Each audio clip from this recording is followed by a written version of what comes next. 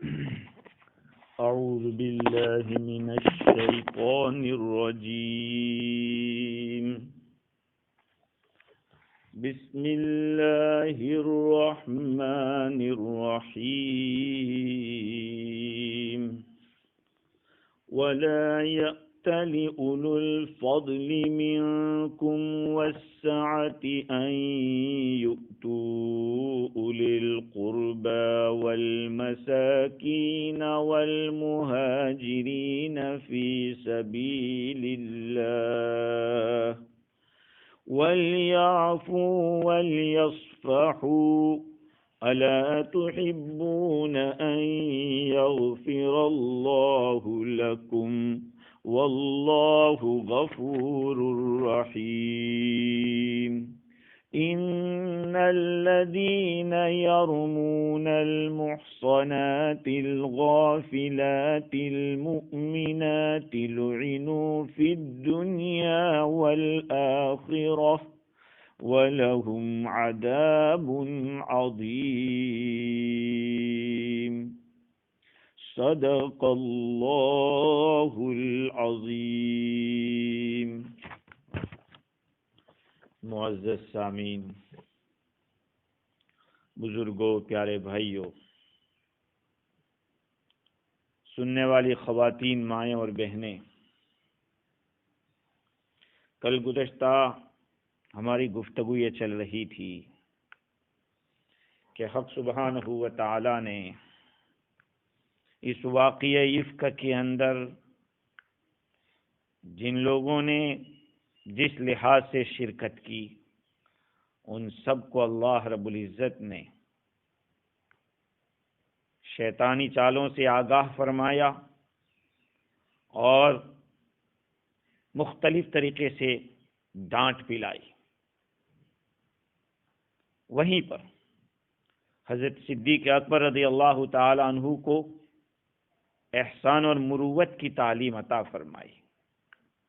اس میں کوئی شک نہیں کہ عائشہ رضی اللہ تعالی عنہ پر الزام لگنا، ان کے والد حضرت صدیق اکبر رضی اللہ تعالی عنہ کے اوپر جو گزری ہوگی وہ ایک سمجھ میں آنے والی بات ہے. جن لوگوں نے الزام لگانے کے معاملے میں حصہ لیا تھا، چاہے خاموش رہ کر ہی حصہ لیا ہو یا ہنس کر حصہ لیا ہو یا کوئی بات میں چرچے میں حصہ لیا ہو، اللہ تعالیٰ نے سب کی خبر لی ہے. ان لوگوں میں حضرت مصطح رضی اللہ تعالی عنہ بھی تھے. بعض علماء نے لکھا ہے کہ مصطح تو ان کا لقب ہے، بعضوں نے کہا ہے کہ ان کا نام ہے. چاہے کچھ بھی ہو، حضرت مصطح صدیق اکبر رضی اللہ تعالی عنہ کے یا تو بھانجے لگتے ہیں یا خالہ زاد بھائی لگتے ہیں. تفسیر کی کتابوں میں دونوں قول ملتے ہیں. یہ حضرت مصطح صدیق اکبر رضی اللہ تعالیٰ عنہ کے رشتہ دار بھی ہیں اور غریب بھی ہیں،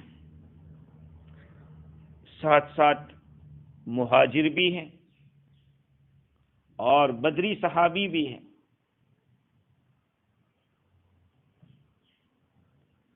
لیکن ظاہری بات ہے کہ غلطی ہوئی ہے. صدیق اکبر رضی اللہ تعالی عنہ کے یہاں ان کا بود و باش رہتا تھا اور حضرت صدیق اکبر رضی اللہ تعالیٰ عنہ ان کا خرچہ اٹھاتے تھے، ان پر خرچ کرتے تھے، اور بھی جو رشتہ دار تھے ان کے اوپر وہ خرچ کرتے تھے. جب ایسے رشتہ دار کی طرف سے اس طرح کی تکلیف آوے اور انہوں نے حصہ لیا ہو تو صدیق اکبر رضی اللہ تعالیٰ عنہ پر کیا گزری ہوگی. انہوں نے عائشہ رضی اللہ تعالیٰ عنہ کی برات کا جب اعلان ہو گیا، قرآن مجید کی آیتیں اتری، حضرت صدیق اکبر رضی اللہ تعالیٰ عنہ نے جو ان کی پہلے امداد اور خبر گیری کیا کرتے تھے، قسم کھا لی کہ اب مصطاح کے اوپر کچھ بھی نہ خرچ کریں گے، نہ کوئی مدد کریں گے۔ علامہ عثمانی فرماتے کہ ہو سکتا ہے دوسرے صحابہ کرام کو بھی اس طرح کی صورت پیش آئی ہو، اس پر یہ آیت کریمہ نازل ہوئی جس میں اللہ تعالیٰ نے مروت کی تعلیم دی ہے، احسان کی تعلیم دی ہے۔ اور مفسرین کا اس بارے میں اتفاق ہے کہ یہ آیت کریمہ صدیق اکبر ہی کے بارے میں اتری ہے۔ کیا فرماتے ہیں اللہ تعالیٰ، دیکھیے، وَلَا يَأْتَلِ أُولُو الْفَضْلِ مِنْكُمْ وَالسَّعَةِ أَنْ يُؤْتُوا أُولِي الْقُرْبَى وَالْمَسَاكِينَ وَالْمُهَاجِرِينَ فِي سَبِيلِ اللَّهِ، اور تم میں سے فضل والے اور کشادگی والے لوگ قسم نہ کھائیں کہ وہ رشتہ داروں پر اور مسکینوں پر اور اللہ کی راہ میں ہجرت کرنے والوں پر خرچ نہیں کریں گے۔ وَلْيَعْفُوا وَلْيَصْفَحُوا، فضل والوں کو چاہیے کہ معاف کر دیں اور درگزر کریں۔ أَلَا تُحِبُّونَ أَن يَغْفِرَ اللَّهُ لَكُمْ، کیا تم یہ پسند نہیں کرتے کہ اللہ تعالیٰ تمہاری مغفرت فرما دے؟ واللہ غفور الرحیم، اللہ تعالیٰ بخشنے والا رحم کرنے والا ہے۔ کل جیسے میں نے عرض کیا تھا کہ امام فخر الدین رازی نے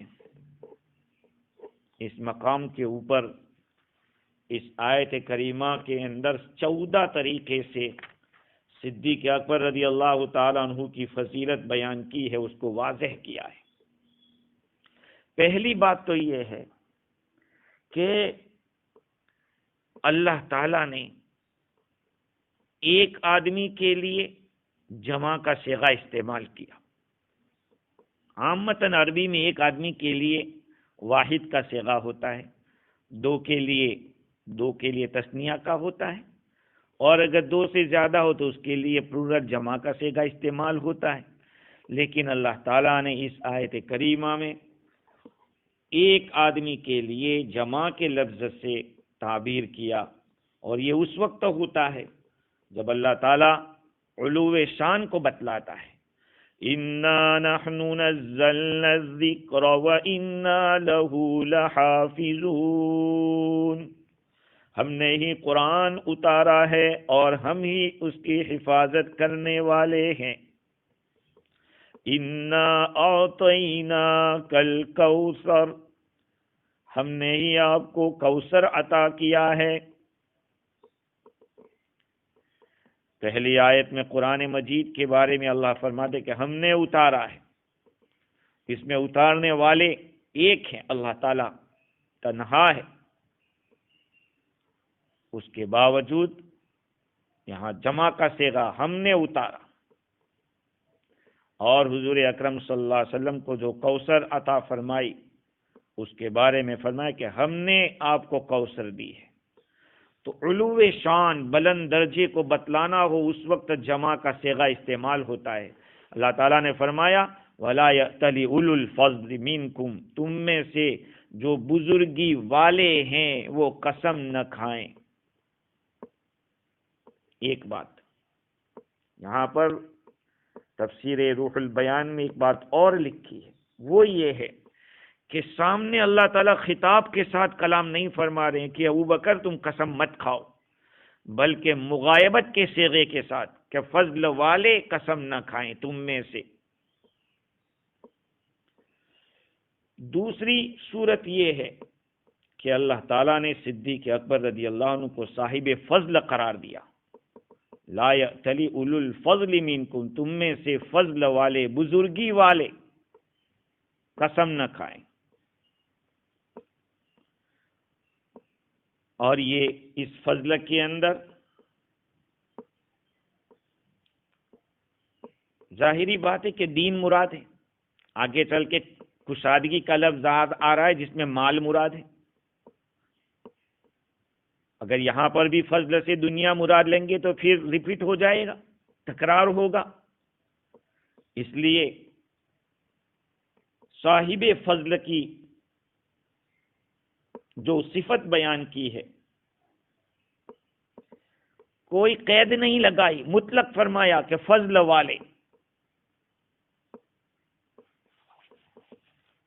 اور اس میں کوئی شک نہیں۔ حضور اکرم صلی اللہ علیہ وسلم کے بعد اگر کسی کا مقام ہے تو وہی صدیق اکبر ہے۔ تیسری صورت یہ ہے کہ افضال کہتے ہیں ایسے عمل کو جو بغیر عوض کے مناسب کام کیا جائے، کسی پر احسان کریں، کسی کو نفع پہنچائیں بغیر کسی عوض کے، اور جیسا چاہیے ویسا ہونا چاہیے۔ بھئی جس کو جو مناسب ہو وہ دیا جائے۔ ایک آدمی خودکشی کر رہا ہے، اس کو چھری دیں، یہ کون سا احسان ہوا اور کون سا اس کے اوپر افضال ہوا؟ اور اگر دے رہے ہیں لیکن نیت کچھ اور ہے، بدلہ لینے کی ہے، یا کچھ مال کی امید ہے، یا لوگوں سے تعریف کی امید ہے، تب بھی وہ افضال نہیں ہوگا۔ اللہ تعالیٰ نے صدیق اکبر رضی اللہ تعالیٰ عنہ کو اولو الفضل میں اولو الفضل کے لفظ سے تعبیر کیا، جبکہ دوسری ایک جگہ کے اوپر انہی کے بارے میں اللہ تعالیٰ فرماتے ہیں وَسَيُجَنَّبُهَا الْأَتْقَى الَّذِي يُؤْتِي مَالَهُ يَتَزَكَّى وَمَا لِأَحَدٍ عِندَهُ مِن نِّعْمَةٍ تُجْزَى إِلَّا ابْتِغَاءَ وَجْهِ رَبِّهِ الْأَعْلَى۔ ابو بکر صدیق رضی اللہ تعالیٰ عنہ کے بارے میں یہ آیت نازل ہوئی ہے، سورہ واللیل اذا یغشی کے اندر ہے۔ ان کا کسی کے اوپر خرچ کرنا اللہ تعالیٰ کی خوشنودی کے لیے ہوا کرتا تھا۔ تو افضال کے اندر صدیق اکبر رضی اللہ عنہ کا مقام بہت اتم اور بلند و بالا ہے۔ چوتھی صورت یہ ہے کہ اللہ تعالیٰ نے فرمایا کہ اولو الفضل منکم، تم میں سے جو فضل والے ہیں وہ قسم نہ کھائیں۔ گویا کہ اللہ تعالیٰ نے تمام ایمان والوں میں سے فضل والا صدیق اکبر رضی اللہ عنہ کو چنا ہے۔ پانچویں وجہ یہ ہے کہ فضل سے مراد اللہ تعالیٰ کی طاعت، اللہ تعالیٰ کی عبادت، اور سعت سے مراد بندوں پر، مسلمانوں پر احسان۔ گویا کہ صدیق اکبر رضی اللہ عنہ دونوں صفات کے جامع ہے، تعظیم لامر اللہ والشفقہ علی خلق اللہ، اللہ تعالیٰ کے حکم کی بھی تعظیم کرنے والے اور اللہ کی مخلوق کے اوپر بھی شفقت کرنے والے۔ یہی تو صدیقین کے مراتب میں اعلیٰ مقام ہے، اللہ تعالیٰ کی عبادت کو بھی صحیح ڈھنگ سے کیا جائے اور اللہ کی مخلوق کے اوپر بھی شفقت کیا جائے۔ آج ہم اس کو تو نیکی سمجھتے ہی نہیں ہیں، مخلوق کے اوپر خرچ کرنا، مخلوق کے کام آنا۔ قرآن مجید میں اللہ تعالیٰ نے ایسے لوگوں کے لیے کیا فرمایا؟ ان اللہ مع الذین اتقوا والذین هم محسنون، بے شک اللہ تعالیٰ ان لوگوں کے ساتھ ہے جنہوں نے تقوی اختیار کیا، اور ان لوگوں کے ساتھ ہے جو نیکوکار ہیں، جو احسان کرنے والے ہیں۔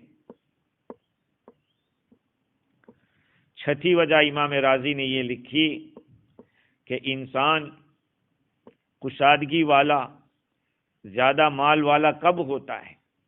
جب کہ وہ سخاوت والا ہو اور خوب خرچ کرنے والا ہو۔ نبی اکرم صلی اللہ علیہ وسلم نے ارشاد فرمایا خیر الناس من ينفع الناس، لوگوں میں سب سے بہتر وہ ہے جو لوگوں کو نفع پہنچاتا ہو۔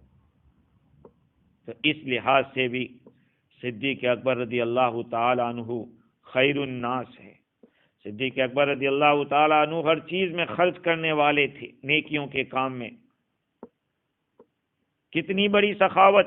امام راضی نے لکھا کہ ان کی سخاوت کی ایک شکل تو یہ ہوئی کہ جس دن وہ اسلام میں داخل ہوئے، جس صبح میں، اسی دن کتنے صحابہ کرام کو لے کر آئے حضور صلی اللہ علیہ وسلم کے پاس۔ حضرت عثمان ابن عفان رضی اللہ تعالیٰ عنہ، حضرت طلحہ رضی اللہ عنہ، حضرت زبیر رضی اللہ عنہ، حضرت سعد ابن ابی وقاص رضی اللہ عنہ، حضرت عثمان ابن مظعون رضی اللہ عنہ، ان سب کو اسلام میں داخل کر کے حضور صلی اللہ علیہ وسلم کے پاس لائے۔ آپ کی سخاوت تعلیم و ارشاد میں بھی ایسی ہی تھی۔ اللہ تعالیٰ نے ان کو اہل سعت میں سے قرار دیا، کشادگی والوں میں سے فرمایا۔ علماء کرام کا اس کے اوپر اتفاق ہے کہ حضرت علی رضی اللہ تعالی عنہ جب اسلام میں داخل ہوئے اس وقت تو وہ بچے تھے، دعوت کے کام میں اس وقت وہ مشغول نہیں ہوئے۔ صدیق اکبر پہلے ہی دن اسلام میں داخل ہوتے ہی دعوت میں مشغول ہو گئے، لوگوں کو دین کی طرف بلانا شروع کر دیا۔ اسی لیے تو صدیق اکبر رضی اللہ عنہ کا مقام حضور کے بعد ہے۔ اور ایک اور وجہ بھی راضی نے لکھی کہ من سن سنتا حسنتا فلہ اجرھا واجر من عمل بھا الی یوم القیامہ، جو آدمی دین کے اندر کوئی اچھا راستہ، اچھا طریقہ رائج کرے گا، اللہ تعالیٰ اس کا اجر تو اس کو عطا کرے گا، لیکن اس کے پیچھے جو چلیں گے ان کو بھی اس کا اجر ملے گا۔ چونکہ حضور صلی اللہ علیہ وسلم کے بعد امتی میں سب سے پہلے داعی صدیق اکبر رضی اللہ عنہ ہے، اس لیے قیامت تک جو بھی دین کی طرف دعوت دے گا اس کا ثواب صدیق اکبر رضی اللہ عنہ کو بھی ملے گا۔ اس لحاظ سے بھی کشادگی والے اور اہل فضل میں سے ہے۔ اور ساتویں وجہ امام راضی نے یہ لکھی کہ رشتہ داروں کی طرف سے جو ظلم ہوتا ہے یا تکلیف پہنچتی ہے وہ بہت زیادہ اور بھاری ہوتی ہے۔ جب کوئی انسان کسی دوسرے کے اوپر احسان کرتا ہے اور اس احسان کا بدلہ برائی سے ملتا ہے تو وہ تکلیف زیادہ ہوتی ہے، اور وہ اجنبی سے ہو تب بھی تو تکلیف زیادہ ہوتی ہے۔ اجنبی کے مقابلے میں اگر رشتہ دار سے اس طرح کی بات پیش آ جاوے تو یہ تو اور زیادہ تکلیف دینے والی ہوگی۔ تو یہاں پر حضرت مصطح رضی اللہ تعالیٰ عنہ کے حق میں تکلیف دوہری ہو گئی، ایک تو احسان بھی کرتے تھے اور رشتہ دار بھی تھے۔ تو صدیق اکبر رضی اللہ عنہ کے دل کو ٹھیس پہنچنا اور تکلیف کا پہنچنا آدمی سوچ سکتا ہے، لیکن اللہ تعالیٰ حکم فرما رہے ہیں کہ پھر بھی آپ اپنا احسان ختم مت کیجیے، احسان جاری کیجیے۔ یہ بہت بڑے مجاہدات میں سے ہے۔ امام راضی لکھتے ہیں کہ کافروں کے مقاتلے کے مقابلے میں یہ زیادہ بھاری ہے، کیونکہ یہ مقابلہ نفس کے ساتھ ہے۔ وہ مقابلہ کافر کے ساتھ ہوتا ہے، لیکن نفس کا مقابلہ یہ بھاری ہوتا ہے۔ اسی لیے نبی اکرم صلی اللہ علیہ وسلم نے ارشاد فرمایا، رجعنا من الجہاد الاصغر الى الجہاد الاکبر، ہم جہاد اصغر سے جہاد اکبر کی طرف لوٹے ہیں۔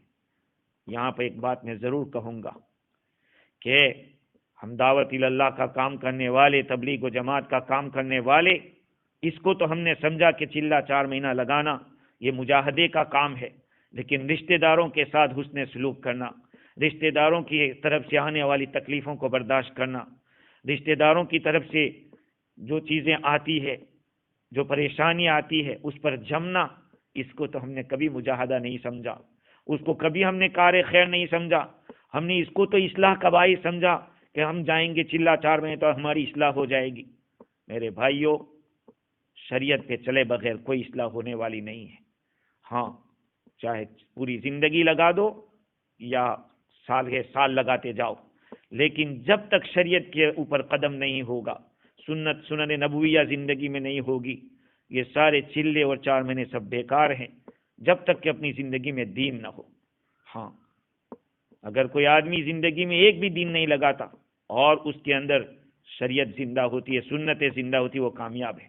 اور اگر کوئی پوری زندگی لگا کر بھی اپنے اندر وہ شریعت کو زندہ نہیں کر پا رہا ہے تو اس کا یہ لگانا کافی نہیں ہے، اس کو اپنے آپ کو اپنے نفس کے مقابلے میں کھڑا ہونا پڑے گا۔ آج ہم نفس کے چونچلوں کو پورا کر رہے ہیں، نفس کے تقاضوں کو پورا کرتے جا رہے ہیں اور یہ سوچ رہے ہیں کہ ہم دین کا کام کر رہے ہیں۔ اس پہ اپنے آپ کو سوچنا چاہیے، سمجھنا چاہیے۔ امام رازی نے لکھا کہ حضور صلی اللہ علیہ وسلم نے فرمایا کہ ہم جہاد اصغر سے جہاد اکبر کی طرف لوٹے۔ 8ویں وجہ رازی نے یہ لکھی ہے کہ جب صدیق اکبر رضی اللہ تعالیٰ عنہ کو اللہ تعالیٰ نے اولو الفضل اور اولو السعہ کے لقب سے پکارا اور حکم دیا تو گویا کہ اللہ تعالیٰ یہ فرما رہے ہیں کہ اے صدیق اکبر، اے صدیق ابو بکر، تم افضل ہو، ان کی برائی کا مقابلہ کرو اچھائی سے، آپ وسیع دل والے ہو، دنیا کی کوئی قیمت نہیں ہے دین کے مقابلے میں۔ اگر آپ ان پر خرچ کر رہے ہیں تو یہ دین کا کام ہے، اور انہوں نے جو کچھ تکلیف پہنچائی یہ دنیا کی تکلیف ہے۔ لہذا آپ کو جو اللہ تعالیٰ نے مقام دیا ہے، آپ کی جو کشادگی اللہ تعالیٰ نے دل کی دی ہے، اس کے پیش نظر اپنی نیکی کو منقطع نہیں کرنا چاہیے ان کی طرف سے جو برائی ہوئی ہے اس سبب سے۔ تو یہ خطاب کرنا اللہ تعالیٰ کا بہت بڑی بات ہے۔ اور دوسری بات یہ ہے کہ اللہ تعالیٰ نے اولو الفضل والسعتی، اس کو عربی کے گرامر کے اعتبار سے الف لام کے ساتھ اس کو بیان کیا، جس کے اندر عموم کا فائدہ ہو رہا ہے، یعنی ہر فضیلت اور ہر کشادگی یہ صدیق اکبر کے لیے ہے۔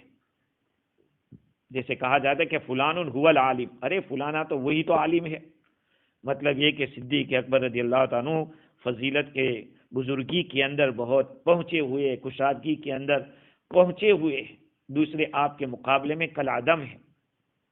اور آگے اللہ تعالیٰ فرماتے ہیں وَلْيَعْفُوا وَلْيَصْفَحُوا، ان کو چاہیے کہ وہ معاف کر دیں اور درگزر کر دیں۔ تفسیر روح البیان میں لکھا ہے کہ عفو اور صفح ان دونوں میں تھوڑا سا فرق ہے۔ صفح بہت اوپر کی چیز ہے، عفو تو آدمی معاف کر دیا لیکن اس کے بعد بھی دل میں کچھ چیزیں رہ جاتی ہیں، کہ وہ نہ رہے، اس کو صفح کہتے ہیں۔ امام راغب اصفہانی کے حوالے سے تفسیر روح البیان میں لکھا ہے کہ الصفح ترک التسریب وهو ابلغ من العفو، صفح کہتے ہیں تسریب کو چھوڑ دینا، کسی قسم کی دھکر پکڑ نہیں ہونی چاہیے۔ تو یہ معاف کرنے سے بھی اوپر ہے۔ ایک آدمی معاف تو کر دیتا ہے لیکن پھر بھی ملامت باقی رہتی ہے، آدمی کبھی نہ کبھی کہہ دیتا ہے۔ کہا کہ یہ بھی نہیں ہونا چاہیے، وَلْيَعْفُوا وَلْيَصْفَحُوا، معاف کر دینا یہ تقوی کے ساتھ ہے۔ جس کے اندر جتنی معاف کرنے کی صلاحیت ہوگی اس کا تقوی اتنا زیادہ قوی ہوگا۔ اور اللہ تعالیٰ نے فرمایا ان اکرمکم عند اللہ اتقاکم، تم میں سب سے معزز وہ آدمی ہے جو تم میں سب سے زیادہ پرہیزگار ہے۔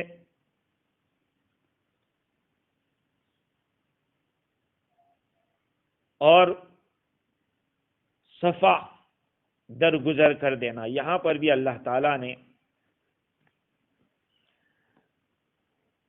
دونوں چیزیں بتلائی، معاف بھی کر دو، درگزر بھی کر دو، اور وہ بھی جمع کے صیغے کے ساتھ کہ ان کو معاف کر دینا چاہیے، درگزر کر دینا چاہیے۔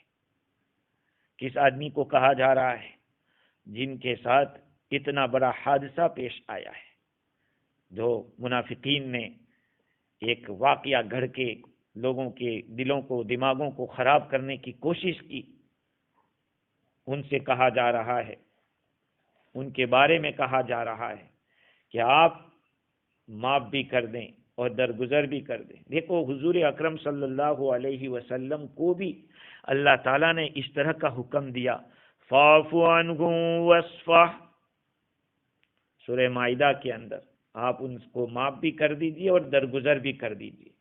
صدیق اکبر رضی اللہ عنہ کے حق میں ولیعفوا ولیصفحوا۔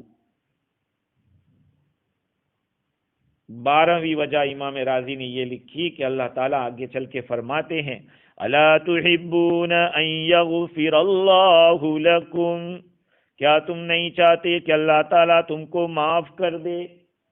کیا تم یہ نہیں چاہتے؟ یہاں اللہ تعالیٰ نے خطاب کا صیغہ استعمال کیا ہے۔ کیا تم نہیں چاہتے ہو کہ اللہ تمہاری بخشش کر دے؟ یہ بھی کس کے ساتھ؟ جمع کے صیغے کے ساتھ۔ یہ بھی تعظیم کے اوپر دلالت کر رہا ہے۔ اللہ تعالیٰ نے اپنی معافی کو معلق کیا ہے عفو و صفا پر کہ معاف کر دو، درگزر کر دو تو تمہاری بخشش ہو جائے گی۔ جب شرط پائی جائے گی، معاف کرنا اور درگزر کرنا پایا جائے گا، تو اللہ تعالیٰ کی طرف سے بخشش بھی ہو جائے گی۔ تو یہ آیت کریمہ دلالت کر رہی ہے اس بات کے اوپر کہ اللہ تعالیٰ نے گویا کہ ان کو معاف کر دیا ہے۔ یہ ثانی اثنین ہے۔ غار ثور کے اندر حضور اکرم صلی اللہ علیہ وسلم کے ساتھ جو ساتھی تھے، یہی تو تھے صدیق اکبر۔ اس لیے آپ کی امامت کا صحیح ہونا اور آپ کا خلیفہ رسول صلی اللہ علیہ وسلم ہونا، یہ سب باتیں اپنی جگہ پر حق ہیں، اور آپ کو صحابی نہ ماننا یہ کفر ہے۔ آپ کی برائی، گالی گلوچ کرنا، آپ کو برائی کرنا آپ کی، یہ کفر ہے۔ اسی لیے وہ شیعہ جو صدیق اکبر رضی اللہ تعالیٰ کو اور عمر فاروق رضی اللہ عنہ کو صحابی نہیں مانتے، وہ حلقہ اسلام سے خارج ہے۔ 13ویں وجہ امام راضی نے یہ لکھی ہے کہ اللہ تعالیٰ نے اس مقام کے اوپر اپنے آپ کو غفور الرحیم بتلایا۔ جب الا تحبون ان یغفر اللہ لکم فرمایا، کیا تم نہیں پسند کرتے کہ اللہ تمہاری بخشش فرما دے؟ وہیں پر اللہ تعالیٰ نے یہ دو صفتیں بیان کی، ایک تو غفور اور دوسری رحیم۔ غفران کا سے مبالغے کا صیغہ ہے، بہت زیادہ بخشش کرنے والا۔ ادھر صدیق اکبر کو رضی اللہ عنہ کو خطاب کیا جمع کے صیغے سے، اور اپنے لیے مبالغے کے صیغے سے۔ ظاہری بات ہے کہ جو ذات بڑی ہوتی ہے وہ اپنے مخاطب کی بھی بڑی تعظیم کرتی ہے۔ اللہ تعالیٰ نے ہی صدیق اکبر رضی اللہ عنہ کو ان سارے مقامات سے نوازا، اور اللہ تعالیٰ کی ذات عظیم ہے، انتہائی درجے کی قابل تعظیم ذات ہے، تو وہ بھی کیسے عظمت دے گی، کس طرح سے دے رہی ہے۔ دیکھو صدیق اکبر رضی اللہ تعالیٰ عنہ کو، مجھے ایک بات یاد آئی اس کے اوپر کہ تفسیر روح البیان کے اندر انسان العیون ایک کتاب ہے، اس کے حوالے سے لکھا کہ اللہ تعالیٰ نے صدیق اکبر رضی اللہ تعالیٰ عنہ کو جو اولو الفضل کی صفت بیان کی ہے، وہ حضور اکرم صلی اللہ علیہ وسلم کی صفت کے ساتھ میچ کھا رہی ہے۔ اس پر وہ بتلاتے ہیں کہ حضرت علی رضی اللہ تعالیٰ عنہ ایک مرتبہ آقا صلی اللہ علیہ وسلم کی خدمت میں حاضر ہوئے، اور وہاں صدیق اکبر رضی اللہ تعالیٰ عنہ تشریف فرما تھے۔ آپ صلی اللہ علیہ وسلم کی رائٹ سائڈ پہ بیٹھے ہوئے تھے۔ حضرت ابوبکر صدیق رضی اللہ تعالیٰ عنہ نے دیکھا کہ حضرت علی تشریف لائے ہیں رضی اللہ عنہ، تو حضرت صدیق اکبر رضی اللہ تعالیٰ عنہ ایک طرف ہو گئے اور حضرت علی رضی اللہ عنہ کو بیچ میں بٹھایا۔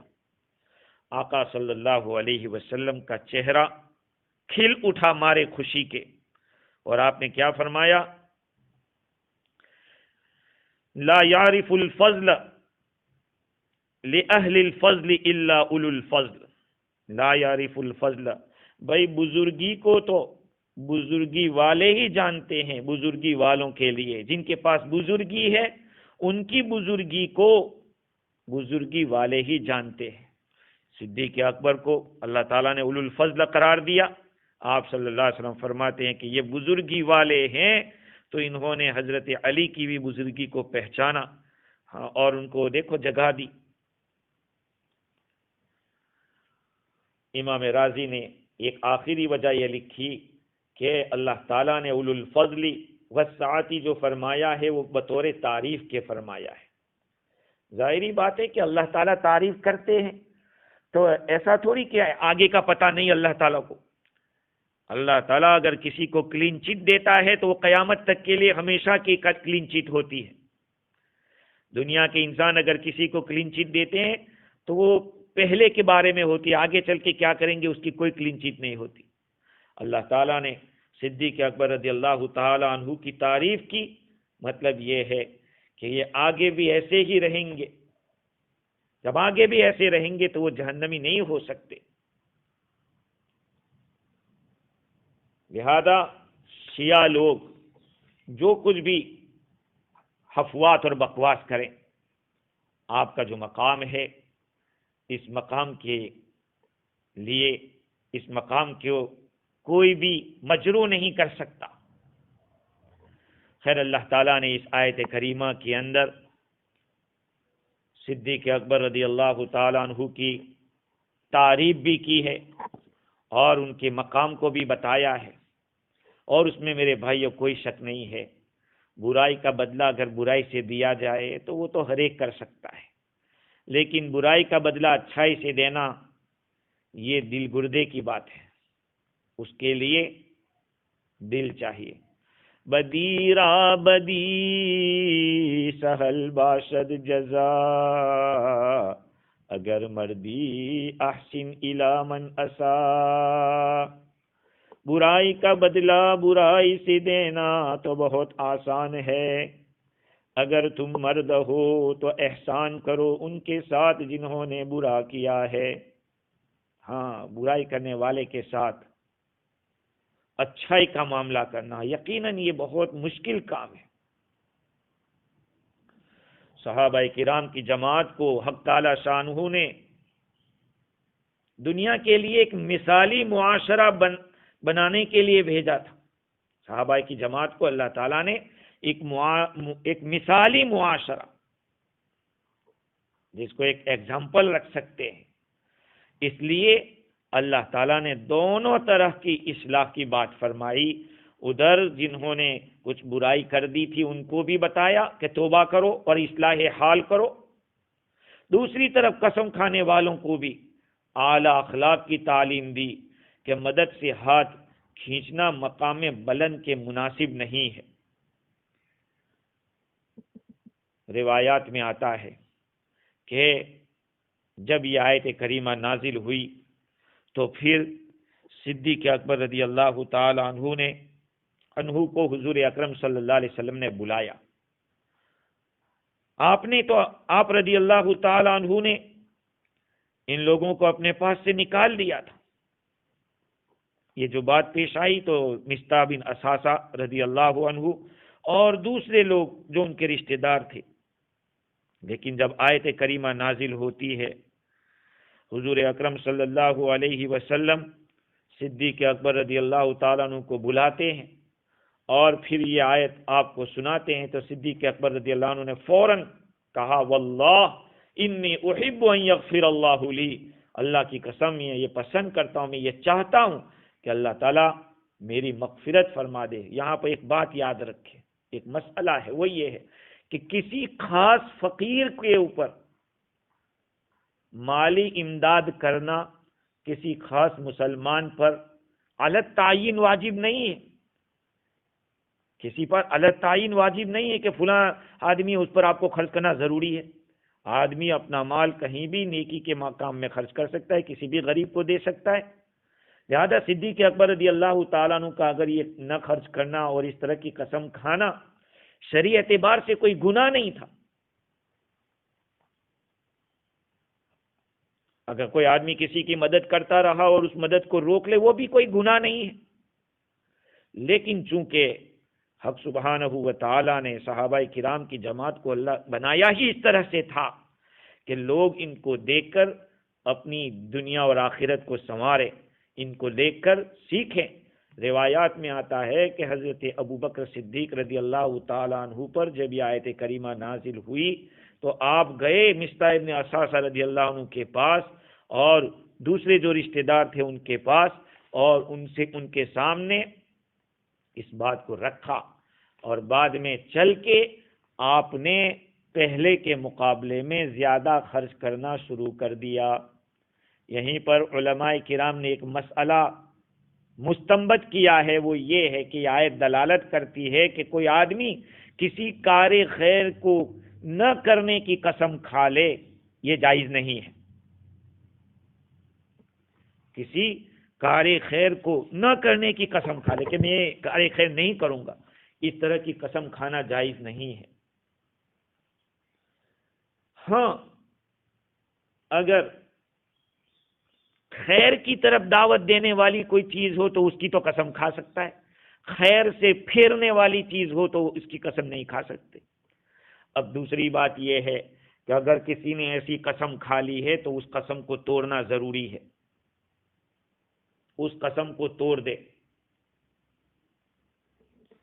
چنانچہ امام راضی نے لکھا ہے کہ جمہور فقہا کا مذہب یہ ہے کہ جس آدمی نے قسم کسی چیز کی کھا لی اور اس قسم کے مقابلے میں جو چیز ہے اس کے اندر کوئی خیر ہو تو اس پر ضروری ہے کہ وہ خیر کرے اور پھر کفارے کو ادا کرے۔ جیسے کسی نے قسم کھا لی کہ اپنے ماں باپ سے بات نہیں کرے گا، ظاہری بات ہے ماں باپ سے بات کرنے کی قسم نہ کرنے کی قسم کھانا گناہ ہے، اس آدمی پر ضروری ہے کہ اپنی قسم کو توڑے، اپنے ماں باپ سے بات کرے اور اپنی قسم کا کفارہ دے۔ اسی آیت کریمہ میں صدیق اکبر رضی اللہ تعالیٰ عنہ کو اشارہ کیا گیا کہ ایسی قسم نہ کھائیں، اور حضور اکرم صلی اللہ علیہ وسلم کا ارشاد ہے من حلف علی یمین فرأى غیرہا خیرا منہا فلیأت الذی هو خیر وذلک کفارتہ۔ جس آدمی نے کوئی قسم کھا لی پھر اس قسم کے سوا دوسری چیز کو اس سے بہتر پایا تو اس کو چاہیے کہ جو بہتر ہے وہ کرے اور وہ اس کا کفارہ ہے۔ علماء فرماتے کہ کفارہ تو دینا پڑے گا، بعض لوگوں نے کہا کہ وہ کر لینا ہی کفارہ ہے، یہ ایک اپنی جگہ ایک تفصیلی ایک مسئلہ ہے، علماء کرام کی دونوں طرف جماعتیں گئی ہے، بعضوں نے کہا کہ وہی کفارہ ہو گیا، لیکن صحیح ہے کہ قسم ٹوٹی ہے، اس قسم کا کفارہ اس کو الگ سے دینا پڑے گا۔ خیر، اس آیت کریمہ میں اللہ تعالیٰ نے ایک بہت ہی اچھے اخلاق کا حکم دیا ہے، اور مفسرین کرام نے اس آیت کریمہ سے مختلف مسائل نکالے ہیں۔ کسی کو معاف کر دینا یہ بہت ہی اچھی صفت ہے۔ چنانچہ حضرت انس رضی اللہ تعالیٰ عنہ کی روایت ہے کہ حضور اکرم صلی اللہ علیہ وسلم ایک مرتبہ تشریف فرما تھے، بیٹھے ہوئے تھے، اچانک آپ کے چہرے کے اوپر ہنسی ظاہر ہوئی، یہاں تک کہ آپ کے دانت مبارک ظاہر ہو گئے۔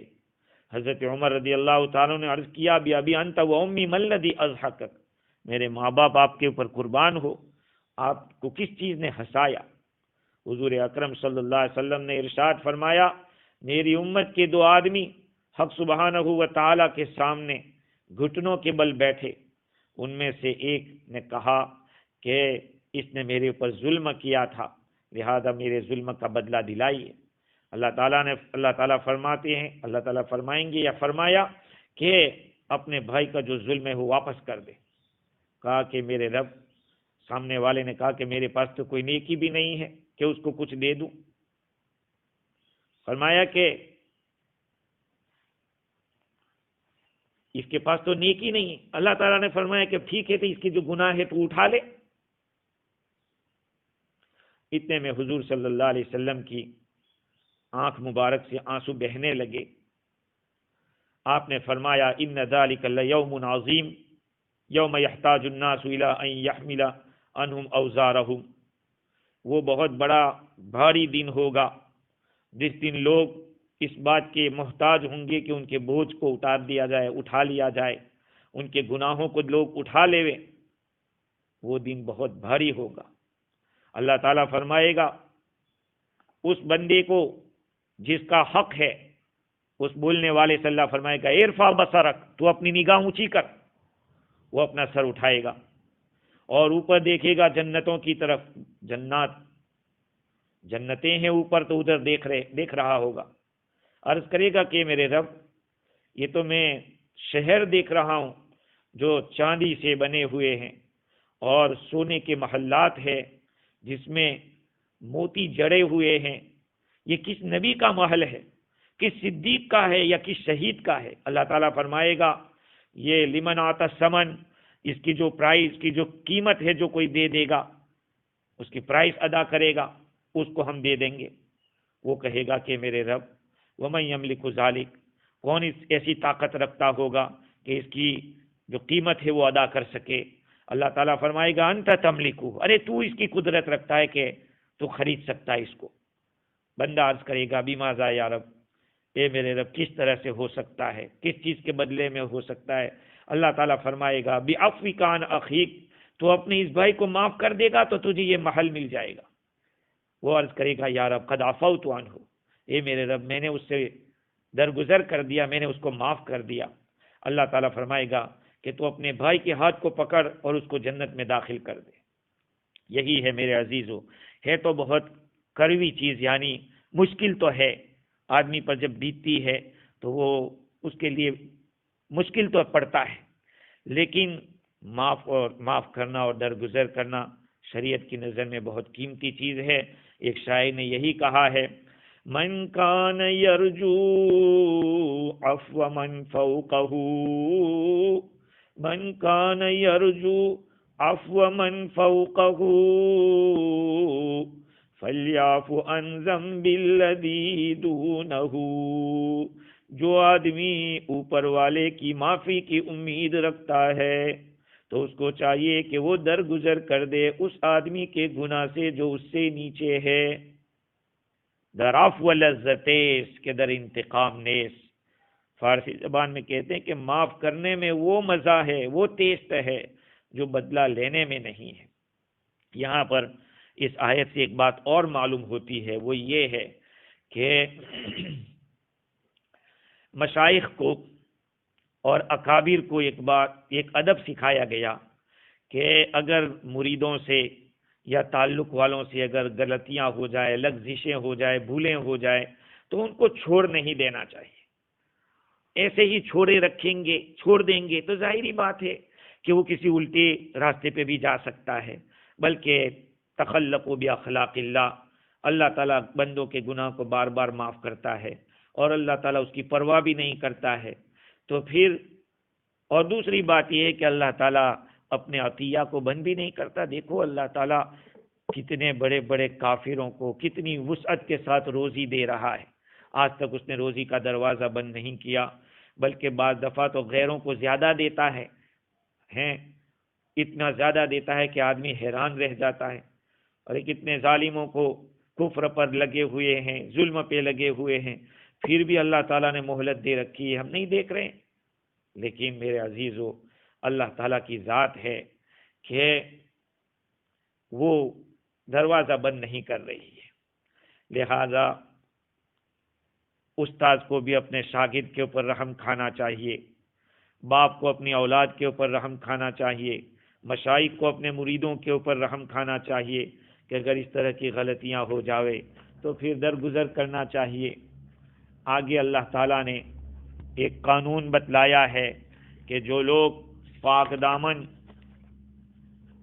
بے خبر ایمان والی عورتوں کے اوپر الزام لگاتے ہیں، دنیا اور آخرت میں ان پر لعنت کی گئی ہے اور ان کے لیے بڑا عذاب ہے۔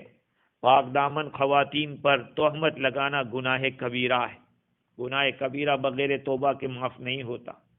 اب اس کے اوپر مزید گفتگو انشاءاللہ ہم کل کریں گے۔